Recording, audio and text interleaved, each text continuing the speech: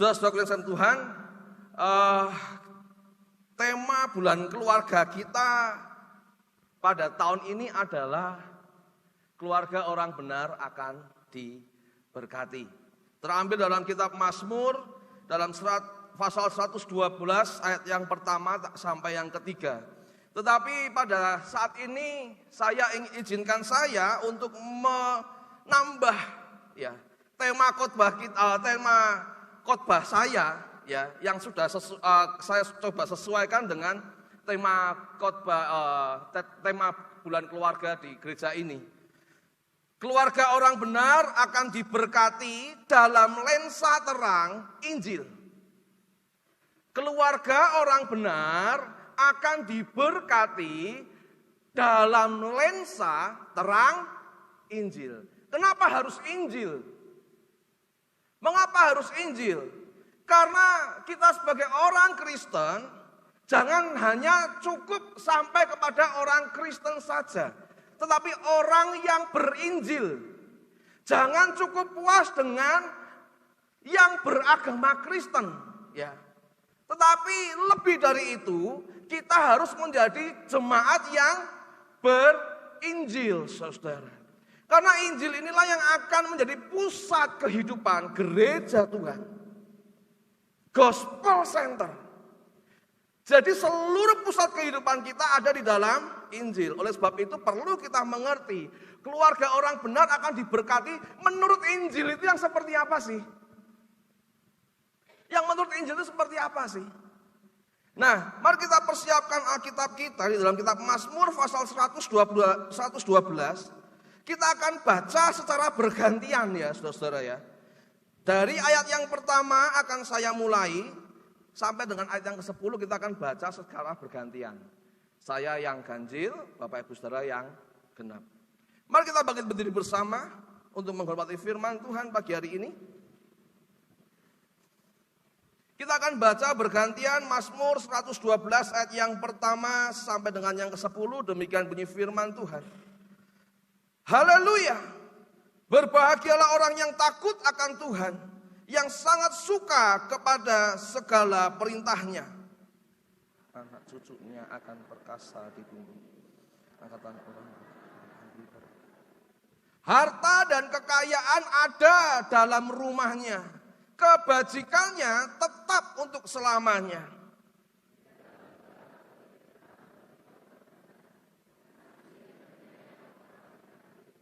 Mujur orang yang menaruh belas kasihan dan yang memberi pinjaman, yang melakukan urusannya dengan sewajarnya. Sebab ia tak akan goyah untuk selama-lamanya. Orang-orang itu akan diingat selama-lamanya. Ia tidak takut kepada kabar celaka. Hatinya tetap penuh kepercayaan kepada Tuhan.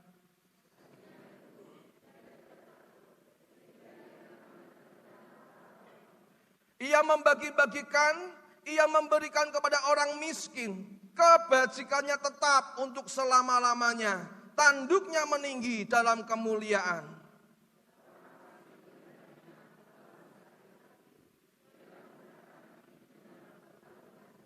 Keinginan orang fasik akan menuju kebinasaan. Amin. Mari kita berdoa sekali lagi. Bapa di dalam surga, kami sudah mendengar firman-Mu, kami sudah membaca firman-Mu, tiba saatnya Engkau memaparkan kepada kami semua isi hati-Mu, kepada keluarga-keluarga, kepada anggota-anggota keluarga yang ada di gereja ini, supaya nyata kemuliaan Tuhan dimiliki oleh seluruh anggota jemaat di GPI Fata Pusat Salatiga ini Tuhan. Hamba-Mu siap Tuhan untuk Engkau pakai, kuduskan kami semua, hamba-Mu terlebih lagi. Biarlah Engkau yang semakin besar, hamba-Mu yang semakin kecil. Di dalam nama Tuhan Yesus Kristus kami berdoa. Amin. Silakan duduk Bapak Ibu Saudara. Saudara-saudaraku yang terkasih dalam Tuhan, kalau misalnya hari ini saya ingin bertanya kepada Bapak Ibu Saudara, kira-kira ya, tanda bahwa sebuah keluarga itu diberkati itu apa sih? Apa tanda sebuah keluarga itu diberkati atau tidak? Ada yang mau coba bantu jawab? Wah, Bapak aja deh yang jawab, saya cukup jawab dalam hati saja gitu kan ya. Biasanya nih ya, biasanya konon yang menjadi tanda bahwa sebuah keluarga itu diberkati adalah keluarga itu punya anak. Tuh. Kalau sudah punya anak itu, ini tandanya diberkati. Punya anak begitu ya, lalu punya rumah, punya harta, kekayaan, kebahagiaan, anak-anak yang bertumbuh normal dan pintar, pasangan yang setia, hubungan keluarga dan rumah tangga yang harmonis, betul. Ini seringkali yang menjadi mindset bahwa yang namanya keluarga diberkati itu ya itu tadi. Punya anak, punya rumah, punya pekerjaan, kekayaan, harta, ya, anak-anaknya berprestasi, anaknya bertumbuh dengan normal, menjadi kebanggaan. Hubungan keluarga, suami setia, hubungan dengan mertua dan menantu baik-baik saja, itu tandanya keluarga itu diberkati. Seringkali itu yang menjadi tanda Bapak Ibu Saudara. Kita klaim itu menjadi tanda, oh keluargaku diberkati karena aku punya anak. Oh keluargaku diberkati karena aku punya harta, punya kekayaan. Oh keluargaku diberkati karena aku hubungannya harmonis, pasanganku setia. Sehingga dengan tidak sadar, secara tidak langsung kita sudah menjadikan tanda-tanda itu menjadi standar berkat yang harus dimiliki oleh banyak keluarga. Jika kita melihat keluarga yang memiliki kehidupan seperti yang di atas tadi, maka kita itu mudah mengkategorikan keluarga tersebut keluarga orang benar. Karena keluarga orang benar akan diberkati. Kalau kita fokusnya ke situ, jadi kita akan melihat, oh keluarga orang benar itu yang diberkati seperti ini ya. Tetapi saudara-saudara, apabila yang menjadi tanda adalah segala sesuatu yang nampak baik di mata saja. Ya, yang nampak di mata saja yang baik-baik. Oh itu punya anak, oh ini anaknya berprestasi, juara dan lain sebagainya. Oh ini pasangannya setia banget loh, kemana-mana digandeng. Dilihat dengan mata, oh ini keluarga diberkati. Wih rumahnya besar ya, fasilitas lengkap ya. Wih ini keluarga yang diberkati. Kalau kita hanya melihat sebatas mata saja, pertanyaannya adalah, lalu bagaimana dengan keluarga-keluarga yang belum menampakkan hal yang baik tersebut di atas tadi. Kalau kita hanya membuat standar orang benar, keluarganya diberkati hanya dari apa yang dilihat, apa yang bisa dipandang, begitu ya. Lalu bagaimana dengan keluarga-keluarga yang belum menampakkan hal tersebut di atas? Bagaimana dengan keluarga yang belum dianugerahi anak? Apakah itu menjadi tanda bahwa keluarga itu tidak diberkati? Atau itu menjadi tanda keluarga itu bukan keluarga orang benar? Wah gak benar kamu. Buktinya apa? Kamu gak punya anak kok. Atau kalau seumpama kekayaan yang menjadi tanda kita bahwa sebuah keluarga diberkati, ketika melihat orang yang belum dianugerahi harta dan kekayaan, maka kita akan mudah mengejudge. Pasti ada yang salah nih di hidupmu nih. Kamu kurang doa sih. Makanya hartanya nggak nambah-nambah. Kita mudah judging, saudara.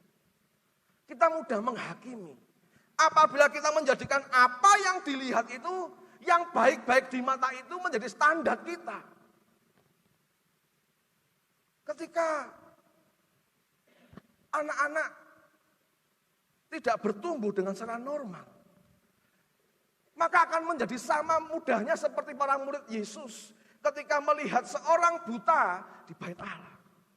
Guru, ini orang buta, ini gara-gara siapa sih? Dosanya orang tuanya apa dosanya dia?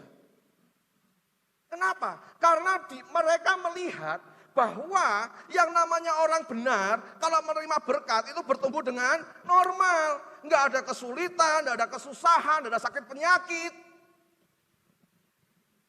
Lalu apakah itu lantas menjadi tanda bahwa keluarga tersebut tidak diberkati, atau itu menjadi tanda keluarga itu bukan orang benar.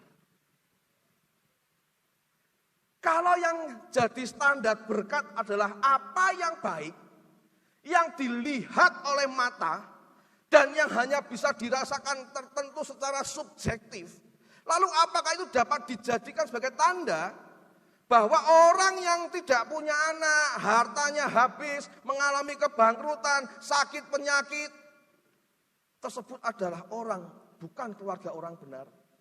Karena keluarga orang benar akan diberkati. Disinilah pentingnya mengapa kita perlu melihat semua hal tersebut dari lensa Injil. Karena dunia melihat dengan mata. Bagaimana kita melihat dengan lensa Injil? Karena dunia begitu menawarkan banyak kebaikan. Ini loh, kalau kamu diberkati, anakmu berhasil ranking 1 terus. Anakmu gak akan nakal. Anakmu gak akan gagal. Kamu itu loh, kalau kamu orang benar, suamimu gak mungkin selingkuh. Kalau sampai pasanganmu selingkuh, kalau sampai suamimu selingkuh, istrimu selingkuh, itu tandanya kamu bukan orang benar. Maka pantas tidak ada berkat dalam keluargamu. Apakah itu yang menjadi judging kita? Judgment kita. Kepada orang-orang keluarga-keluarga yang belum Tuhan izinkan mendapatkan itu semua. Inilah pentingnya mengapa kita melihat segala sesuatu dari lensa Injil, saudara. Saya ingin sampaikan beberapa waktu yang lalu saya sempat lihat di Reels. Ya. Judulnya adalah ujian dalam keluarga. Saya mau share kepada Bapak Ibu Saudara. Bapak Ibu Saudara cukup jawab saja di dalam hati. Tidak usah ditangkat-tangkat, itu saya Pak, begitu ya. Saudara-saudara, ada beberapa persoalan dalam kehidupan keluarga, saudara. Paling tidak yang pertama adalah memiliki mertua yang baik, pasangan yang baik, ipar yang baik, ekonomi yang baik, anak yang bermasalah. Ya kan? Mertua baik, punya mertua baik, pasangan baik, ipar yang baik, ekonomi yang baik, anaknya yang bermasalah. Memiliki mertua yang baik, pasangan yang baik, anak-anak yang baik, ipar yang baik, ekonomi yang bermasalah.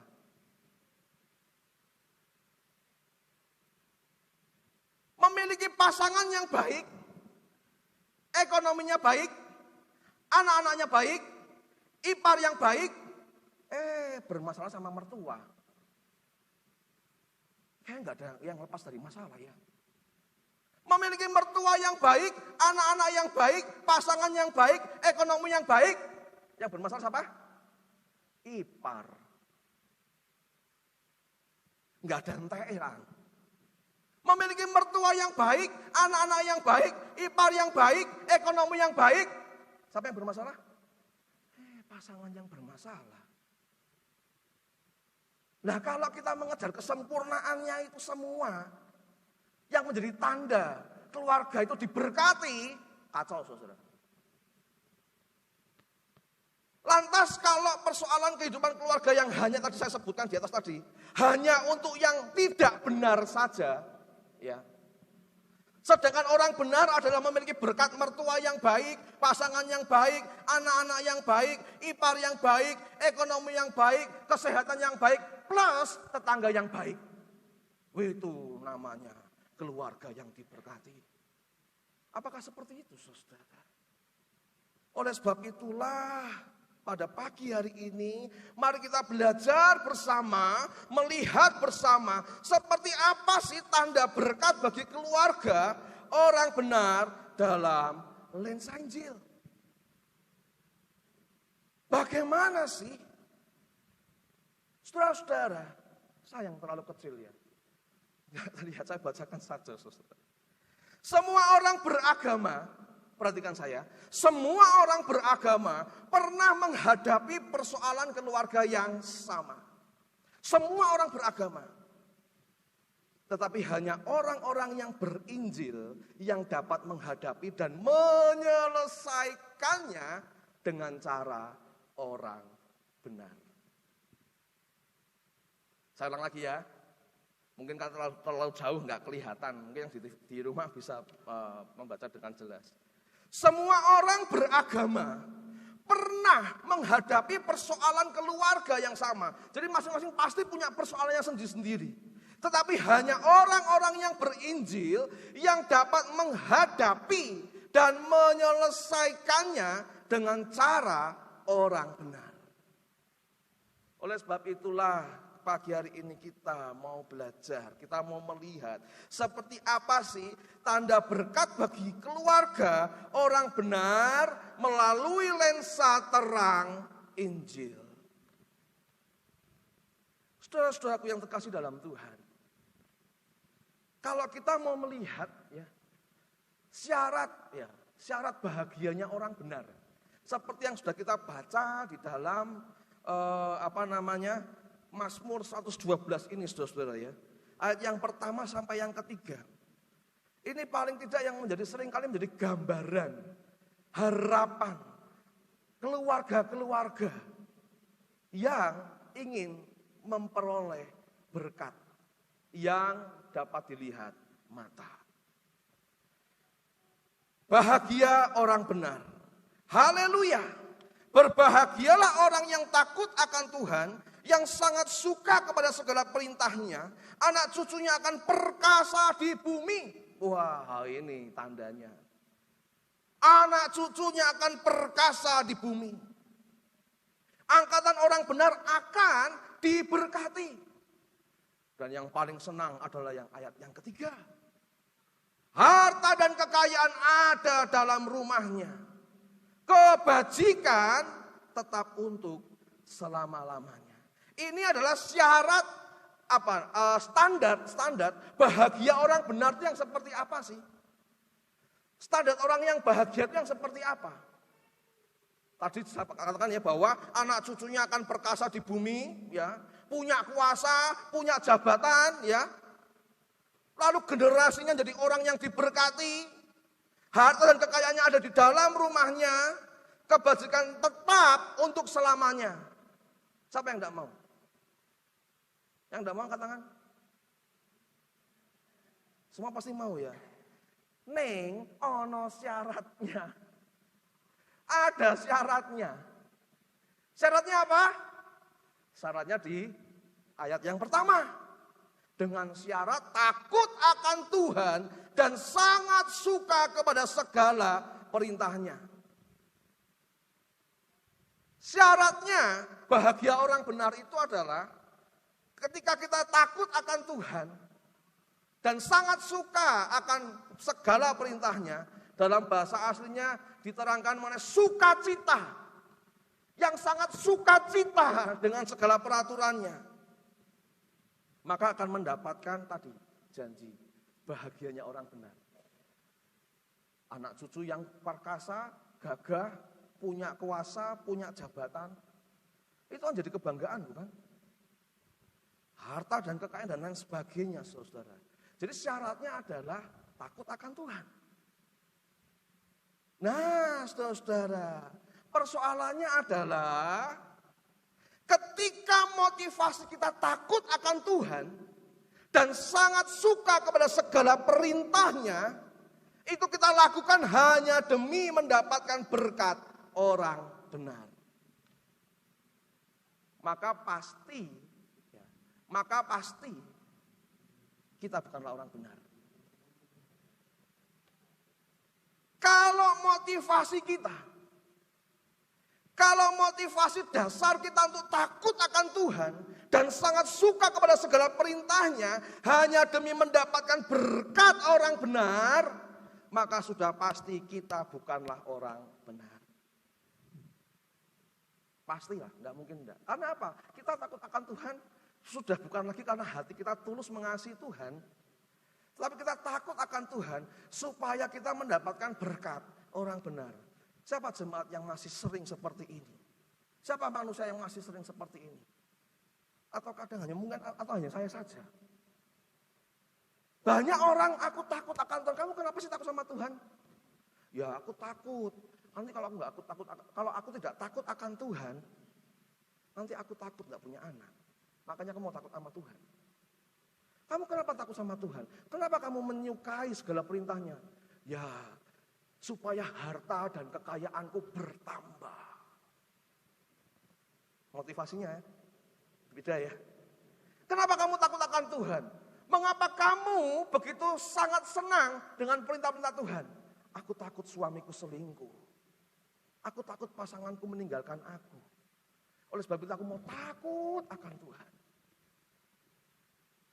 Orang-orang yang model seperti ini tidak pernah bisa memahami, tidak pernah bisa menyadari bahwa segala macam berkat yang Tuhan berikan yang bisa dilihat oleh mata itu hanyalah anugerah yang secuil, saudara, sebetulnya. Orang-orang yang tidak bisa melihat apa yang baik di mata itu sebagai berkat yang tadi secara standarnya orang benar tadi itu ya, berkatnya orang benar itu ya, bahagianya orang benar. Tidak bisa melihat itu sebagai anugerah, pemberian. Maka seringkali fokus hidupnya hanya kepada itu saja. Seolah-olah takut akan Tuhan, ternyata takut keluarganya nggak diberkati. Padahal Tuhan tidak pernah berhenti memberkati. Kalau standarnya kebahagiaan itu hanya yang bisa dilihat oleh mata saja, yang bisa kita nilai dengan mata dan logika kita saja, maka orang-orang yang tidak punya Injil, yang tidak pernah percaya Kristus juga punya berkat itu juga. Tetapi perlunya lensa Injil adalah kita melihat bahwa inilah faktanya, berapa banyak manusia yang telah menjadi munafik di hadapan Tuhan. Seolah-olah taat, seolah-olah tunduk, seolah-olah senang dengan perintah-perintahnya. Tetapi motivasi di balik itu semua karena takut kehilangan berkat. Takut kehilangan berkat. Dan itu dialami oleh semua manusia sejak jatuh di dalam dosa. Oleh sebab itu Bapak Ibu Saudaraku yang sekalian Tuhan, di dalam kitab Roma pasal yang ketiga, ayat yang ke-10 sampai 12 ya. Saya akan bacakan untuk Bapak Ibu Saudara, Roma pasal yang ketiga, ayat yang ke-10 sampai ke-12, demikian bunyinya. Seperti ada tertulis, tidak ada yang benar. Perhatikan baik-baik. Tidak ada yang benar, seorang pun tidak. Tidak ada seorang pun yang berakal budi. Tidak ada seorang pun yang mencari Allah. Semua orang telah menyeleweng. Mereka semua tidak berguna. Tidak ada yang berbuat baik. Seorang pun tidak. Masih ada yang berani mengklaim, saya orang yang paling benar. Saya ketika pelayanan di Rumah Mulai Fatah itu, saya punya satu klien senior ya. Kalau saya bilang satu klien senior, pasti KW-KW pada tahu nih siapa klien senior saya di RPE. Ya, ketika saya khotbah, siapa di antara kita yang hidupnya paling sempurna? Lalu si klien senior ini selalu angkat tangan. Saya Pak, saya yang paling sempurna. Karena narsisnya tinggi, saudara. Siapa yang kehidupannya baik-baik saja? Saya Pak, dia selalu angkat tangan. Pokoknya semua yang baik, dia. Dan di dalam dirinya tidak ada yang salah. Mencoba untuk menyalahi kodrat firman Tuhan. Rasul Paulus pun mengatakan, tidak ada seorang pun yang benar. Seorang pun tidak. Lah kalau sudah begini, lah kok saudara masih mau minta berkat orang benar? Katanya. Jika tidak ada seorang pun yang benar, maka apa hak kita meminta berkat orang benar? Orang hidup benar aja belum kok. Kau mau minta berkat Tuhan? Jelas firman Tuhan katakan, tidak ada orang benar, seorang pun tidak. Tidak ada seorang pun yang berakal budi. Tidak ada seorang pun yang mencari Allah. Semuanya mencari berkatnya, bukan mencari Allahnya.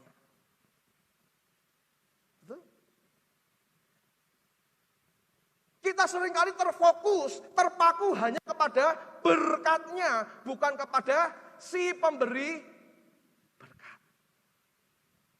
Kalau sudah seperti ini, masihkah kita menganggap diri kita benar? Seolah-olah takut akan Tuhan, tetapi sejatinya takut kehilangan berkat dari Tuhan. Seolah-olah memuji Tuhan dengan bibirnya, tetapi hatinya sudah terlalu jauh dari Tuhan. Bahkan sudah tidak ada lagi ruang di dalam hatinya untuk Tuhan.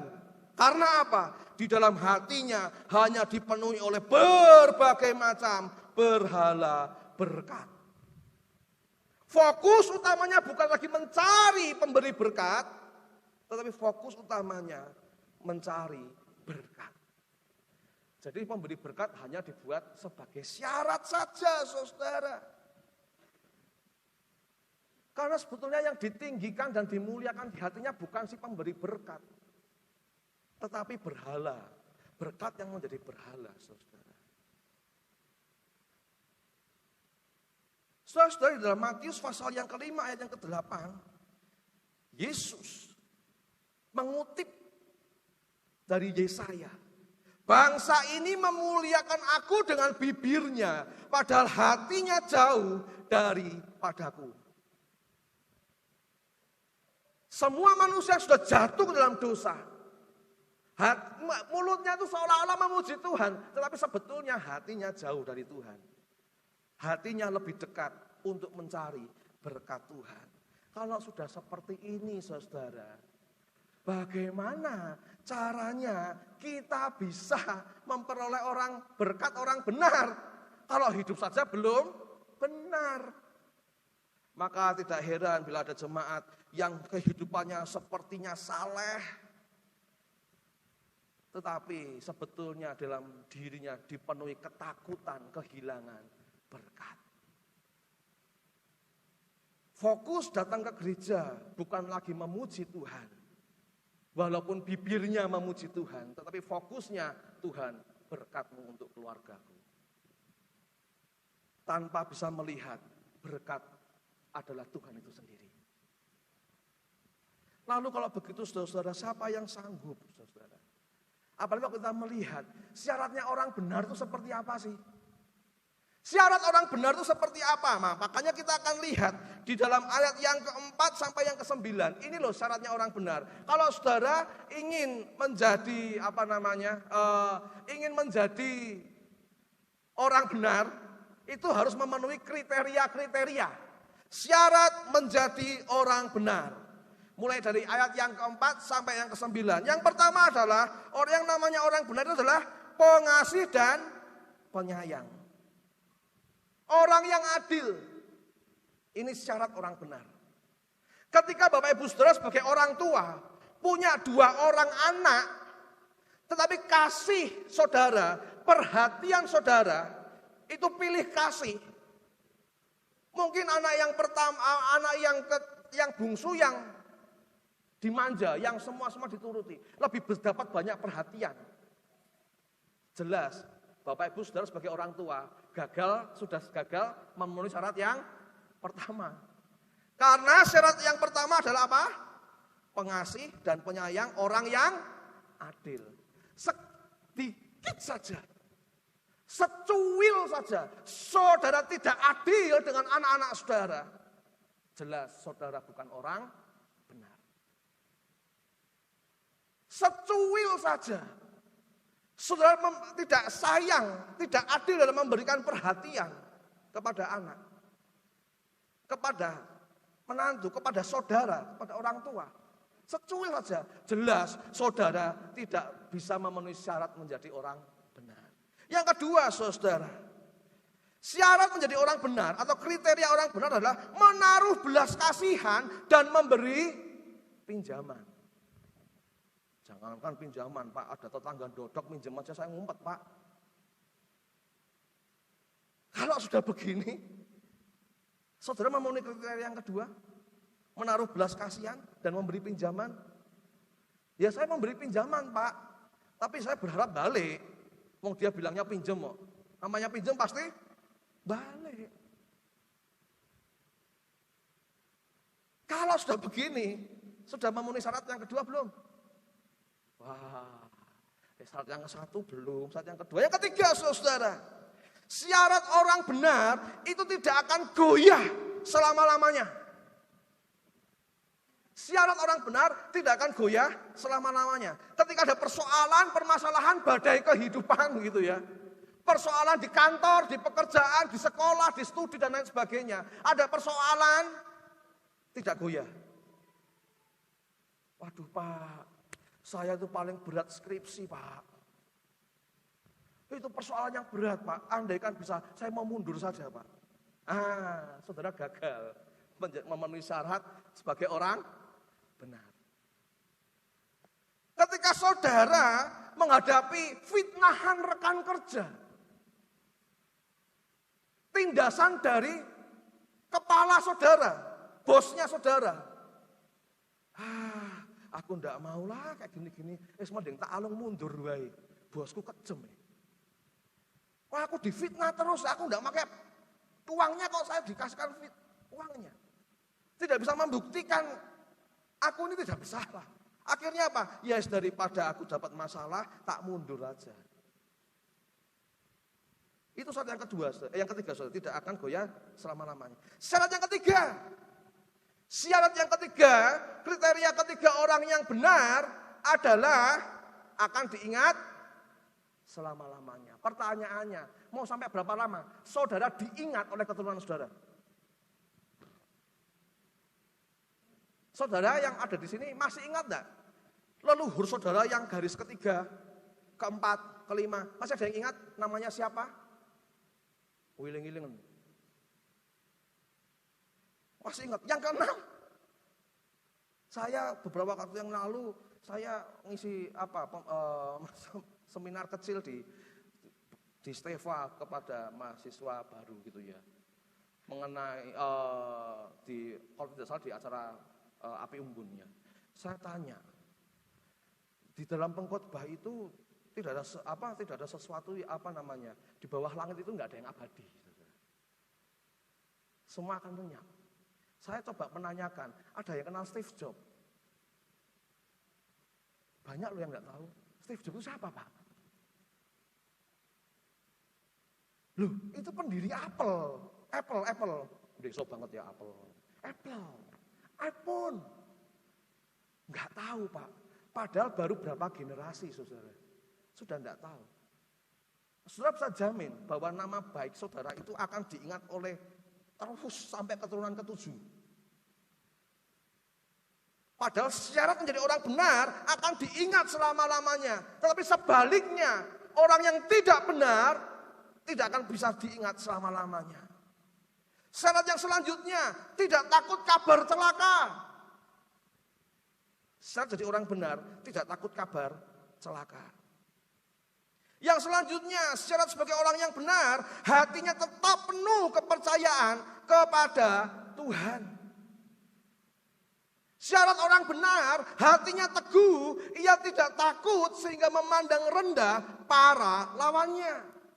Menghadapi musuh gemeteran. Menghadapi tekanan segemeteran. Syarat jadi orang benar, ia membagi-bagikan, ia memberikan kepada orang miskin.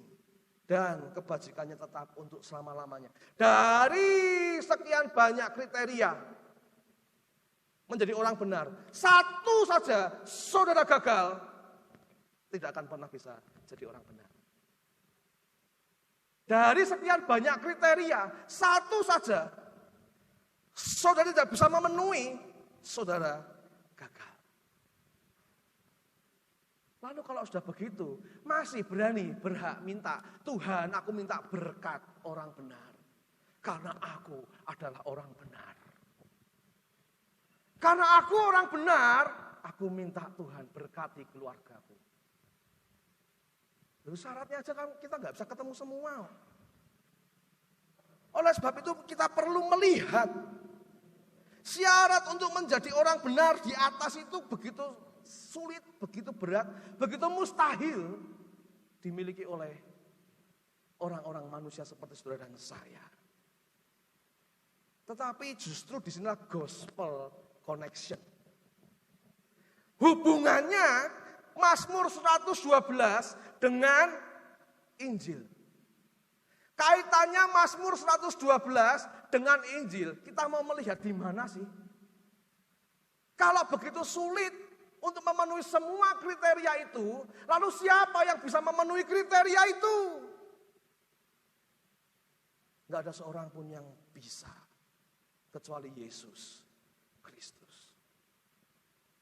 Saudara kalau baca di dalam ayat yang ke-9, ya. Kalau sudah baca ayat yang ke-9, ia membagi-bagikan ia memberikan kepada orang miskin, kebajikannya tetap untuk selama-lamanya. Siapa sih yang dimaksud? Siapa yang dimaksud? Pemazmur kah? Nah, makanya kalau saudara perhatikan di dalam footnote-nya, catatan kakinya ada tulisan apa? 2 Korintus 9 ayat 9.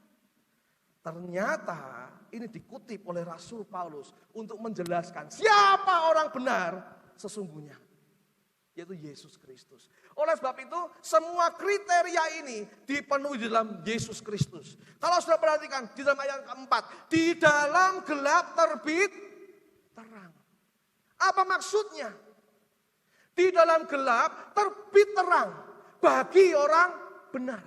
Maksudnya apa? Bukankah Yesus Kristus yang mati dan dikubur di dalam gua yang gelap telah bangkit menjadi terang untuk saudara dan saya? Amin, saudara. Bukankah dia yang sudah mengawali semuanya? Dari dalam gelap terbit terang. Dari dalam kubur kematian, Kristus bangkit menjadi terang untuk saudara dan saya. Sehingga syarat menjadi orang benar itu digenapi melalui Kristus. Dari dalam gelapnya kubur kematian, Yesus Kristus bangkit menjadi terang bagi orang-orang yang berdosa seperti saudara dan saya. Supaya apa? Supaya saudara dan saya, manusia yang berdosa, dibenarkan karena anugerah. Yang kelima, memberi pinjaman. Memberi pinjaman. Saudara-saudara, kata pinjaman ini dalam bahasa aslinya, saudara, itu menggunakan kata lafah. Kata lafah ini lebih tepat diterjemahkan sebagai bergabung atau menggabungkan diri. Maka di dalam kitab Kejadian ketika Lea melahirkan Lewi, dia mengatakan sekali lagi ini suamiku akan erat dengan aku. Kata erat itu menggunakan kata lafah. Jadi kata meminjamkan ini bahasa aslinya dari kata yang memiliki arti to join, bergabung, menggabungkan diri. Bukankah Yesus Kristus, Allah yang maha tinggi, sudah menggabungkan dirinya dengan saudara dan saya? Melalui kematian yang di kayu salib, Kristus sudah rela diri menggabungkan dirinya untuk saudara dan saya. Dengan demikian kita dibenarkan oleh karena kematiannya. Allah yang maha tinggi rela bergabung. Allah yang tinggal di dalam surga rela turun ke dunia. Rela mati menyerap segala dosa dan kutuk yang ada. Saudara-saudara, ayat yang ke-6, ya. Sebab ia takkan goyah untuk selama-lamanya. Orang benar itu akan diingat selama-lamanya. Karya dan kemuliaan sekali menebus kutuk dosa manusia untuk selama-lamanya. Dan namanya akan diingat selama-lamanya. Bandingkan dengan manusia yang namanya akan lenyap seiring waktu. Nama Yesus Kristus, namanya akan ada selama-lamanya, saudara. Selama-lamanya. Ayat yang ke-7, saudara. Orang benar, ia tidak takut kepada kabar celaka. Hatinya tetap penuh kepercayaan kepada Tuhan. Kristus Yesus tidak takut kepada kabar celaka. Bahkan ia rela menjadi celaka di atas kayu salib. Agar saudara dan saya terhindar dari celaka. Betapa besar kemuliaan Tuhan. Betapa besar anugerah Allah. Siapa sih yang mau jadi celaka? Enggak ada satupun manusia yang mau jadi celaka dalam hidupnya. Tetapi manusia berdosa sudah berjalan menuju kecelakaan hidupnya di dalam kekekalan. Tetapi Yesus Kristus turun ke dunia. Menjadi celaka di kayu salib. Supaya saudara dan saya tidak menjadi celaka. Bahkan walaupun ia ditinggalkan oleh para muridnya, ia tetap penuh kepercayaan kepada Bapa. Bahkan ketika Bapa menolaknya sendirian di atas kayu salib, hatinya tetap taat agar manusia berdosa tidak ditolak oleh Bapa. Mari pemain musik bisa bantu. 40 menit. Gak ada timer ya. Saudara bisa perhatikan itu. Walaupun ia ditinggalkan oleh Bapa dan para muridnya, ia tetap penuh kepercayaan kepada Bapa. Sesuai dengan ayat yang ke-7, hatinya tetap penuh kepercayaan kepada Tuhan. Bahkan ketika Bapa menolaknya sendirian di atas kayu salib, hatinya tetap taat agar manusia berdosa tidak ditolak oleh Bapa. Saudara bisa bayangkan gak sih ketika Yesus Kristus sendirian di kayu salib? Bahkan dia berseru. Dia sudah tidak lagi berseru Bapa. Enggak. Padahal Yesus Kristus yang mengajarkan Bapa kami yang di surga. Dia yang mengatakan aku dan Bapa adalah satu. Tetapi di atas kayu salib dia tidak lagi berani memanggil Bapa. Dia hanya memanggil Eloi, Eloi lama sabachthani. Allahku, Allahku, mengapa engkau tinggalkan aku? Tetapi apa kata dia? Aku give up, aku gak mampu lagi. Tidak. Bahkan ketika dia ditolak di atas kayu salib, dia tetap jalani itu. Supaya saudara dan saya tidak ditolak di hadapan Bapa. Menghadapi salib untuk menghancurkan dosa sekalipun, ayat yang ke-8. Kristus tetap teguh dan tidak takut. Dosa yang telah menjadi kutuk menakutkan bagi manusia dipandang rendah. Agar saudara dan saya disanggupkan, dimampukan melawan dosa. Maka dikutip oleh Rasul Paulus, ketika dunia memandang kekuasaan, jabatan, harta, kekayaan, keluarga sebagai tanda seseorang diberkati, Kristus justru membagi-bagikan segala kasih karunia-Nya kepada orang-orang miskin agar mengalami kecukupan dalam hidup mereka dan berkelebihan di dalam berbagai kebajikan. Kematian Kristus menjadi kebanggaan saudara dan saya. Kematian Kristus dan kebangkitannya menjadi kekuatan bagi saudara dan saya. Kalau dunia melihat harta kekayaan, jabatan, kekuasaan, materi, semua yang dipandang indah, kenyamanan, keenakan, segala sesuatu dipandang menjadi tanda berkat orang, keluarga orang benar diberkati. Tidak lagi, saudara. Karena ternyata tanda keluarga orang benar diberkati, ada Kristus. Ada Kristus di dalam keluarga tersebut. Enggak peduli belum dikaruniai anak, engkau tetap keluarga benar di matanya. Tetap engkau yang terbaik di matanya. Walaupun mungkin hari ini kita masih ada di dalam keminusan ekonomi. Mungkin bagi dunia mengatakan, oh sak nolek keluarga iku rek. Mangan ae susah. Gak ono sing iso dibanggakno rek. Walaupun dunia memandang seperti itu saudara, kita sanggup mengatakan, no. Kristuslah kebanggaanku.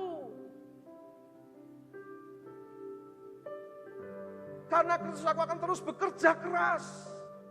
Tetapi bukan lagi untuk mengejar harta. Tetapi karena aku mengasihi Dia yang terlebih dahulu mengasihi aku. Tanda keluarga orang benar diberkati bukan lagi berdasarkan apa yang dapat dilihat dan dinilai oleh mata. Kesuksesan, anak, relasi yang baik. Melainkan hanya dapat dilihat ada tidaknya Kristus yang menjadi harapan di tengah-tengah keluarga itu. Karena pengorbanan Kristus di kayu salib, kita yang sebelumnya adalah manusia fasik. Perhatikan ayat yang 10. Semua keinginan orang fasik akan menuju kebinasaan. Ketika engkau menginginkan berkatnya saja, ketika hanya engkau menginginkan kekuasaan, jabatan, keturunan yang tidak goyah, hanya engkau hanya melihat hanya itu saja, itu adalah keinginan orang fasik. Dan orang fasik pasti akan menuju kebinasaan. Tetapi melalui Kristus, saudara dan saya yang dulunya fasik, yang dulunya kita mengejar kemuliaan untuk diri sendiri, yang dulunya kita mengejar harta untuk diri sendiri, yang tadinya kita mengejar anak, berusaha sungguh-sungguh hanya untuk memuaskan hati kita, diubah oleh Kristus. Cukuplah kasihku bagimu, andalkanlah aku. Saudara-saudara, tempat terang yang terbit dari dalam kubur itu adalah Kristus Yesus. Kristus adalah terang yang terbit dari dalam gelapnya kubur. Kematian tidak bisa mengatasinya. Ya, sekali lagi, Kristus adalah terang yang terbit dari dalam gelapnya kubur. Kubur kematian agar manusia berdosa menjadi orang yang dibenarkan di hadapan Allah. Kristus adalah terang yang terbit dari gelap kubur agar manusia yang berdosa dapat dibenarkan oleh karena Allah. Lalu apa implikasi Injil dari firman Tuhan pagi hari ini Bapak Ibu Saudara? Sudah ngomong panjang lebar, menjelaskan tentang berkat firman Tuhan, berkat orang benar, keluarga orang benar. Lalu apa implikasinya? Apa yang bisa kita lakukan dari firman Tuhan ini? Yang pertama saudara, implikasi Injil bagi keluarga orang benar itu seperti ini. Karena Injil bukan lagi apa yang dapat dilihat mata yang menjadi tanda rumah tangga diberkati. Sehingga kita harus mengejarnya terus menerus. Tetapi Kristus adalah berkat sejati dalam keluarga kita. Dia yang masuk, dia yang mengejar, dia yang mencari saudara dan saya dan keluarga kita semuanya. Karena Injil dalam keluarga penuh dengan belas kasihan antara satu dengan yang lain. Karena Allah telah terlebih dahulu berbelas kasihan kepada kita melalui Kristus. Jadi kalau saudara-saudara bisa mengasihi suamimu, walaupun dia begitu sering kali menyakiti engkau, tapi engkau tetap bisa mengasihi, jangan sombong. Itu karena ada anugerah Allah dalam hidupmu. Karena Allah terlebih dahulu mengasihi engkau. Kalau ada hubungan relasi keluarga yang kurang harmonis, tetapi engkau masih bisa bertahan, tetap bisa mengasihi, jangan sombong. Itu karena anugerah Allah yang melimpah dalam kehidupan kita. Karena apa? Karena Allah terlebih dahulu mengasihi kita melalui Kristus. Karena Injil, keluarga kita tidak akan goyah untuk selama-lamanya. Karena Injil, keluarga kita tidak akan pernah goyah selama-lamanya. Karena melalui kematian dan kebangkitan Kristus akan selalu ada harapan dalam hubungan dan masa depan keluarga kita. Ada perbaikan relasi. Relasi antara mertua, anak, menantu, suami, istri, ipar, tetangga dipulihkan. Karena apa? Karena kuasa Injil. Melalui kebangkitan dan kematian dan kebangkitan Kristus ada harapan. Implikasi yang terakhir adalah Karena Injil, seluruh keluarga tidak perlu takut kepada kabar celaka. Ini konon katanya tahun depan ada resesi yang besar-besaran. Konon akan ada kesulitan ekonomi. Bukankah ini bagi dunia merupakan kabar celaka? Tetapi orang yang berinjil berbeda dengan orang yang beragama. Orang yang berinjil tidak perlu takut kepada kabar celaka yang menimpanya. Melainkan selalu penuh dengan percaya dan pengharapan kepada Yesus Kristus. Mengapa? Karena seluruh celaka yang harusnya menimpa kita sudah Kristus tanggung di atas kayu salib. Mari kita memfokuskan diri kita, mengharapkan seluruh pengharapan kita hanya kepada Kristus. Berkat keluarga orang benar hanya ada di dalam Yesus Kristus. Kasih-Mu